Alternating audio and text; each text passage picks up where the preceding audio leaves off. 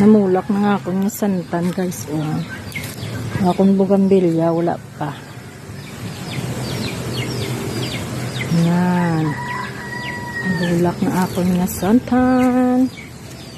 Akong bugambilya, wala pa. Tigulit na, wala pa bulak.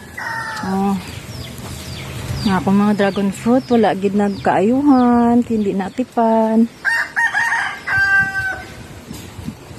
Ari ako ng tanom nga pang gardening. Mga dragon fruit ko. Duga ito na sa taas. Ang dragon fruit nagkamang na dumanog.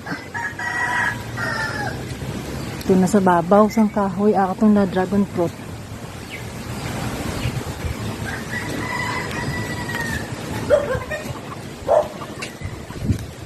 Nagkalalaylay ho. Kag ari pa di. Ara na nadirigate Ito na ang dragon fruit tan sa bababaw sang kahoy. Mamunga na saka babaw kahoy. No. Ana sa ako mga tanom. You like this? Muna siyang mga tanom ko di sa uma. Bakal kami saging nga balangon. Gulang-gulang kaya nalutuan na sa punuan. That's why gintapas na siya. Kag aring isa. Gusto niyo man ni tisa. Sino gusto sa tisa da? Sa pagkadag-udag ko, luto sa puno pero hindi pa siya makaon kay upload pa ni. Luto-lutoon pa anay.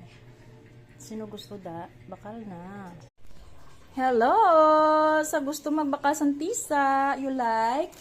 Kanami sang tisa ko ho, kadag-udag ko. Nan. Ka-very big. Damo, fresh from the farm. Halinis ako nga, punuan sang tisa ko to sa uma. Dahil lang di kay lukatong kung pinakadako ho. Udako, gadyan isaya ho. Super. Pero tig-apa ni siya ha. Luto na siya sa puno. Pero tig-apa. Kalutoon. Pahumukon nyo lang ni. Sino gusto magbakal da? PM me. Sino da gusto magbakal sang saging? Balangon? Gulang-gulang na. Pero hilaw pa na siya ha. Ara siya may isa sa kasiti na may luto. Pero sa kagulangon na nalutuan. Sa punuan. Bago to ba? Habal-habal. Balangon.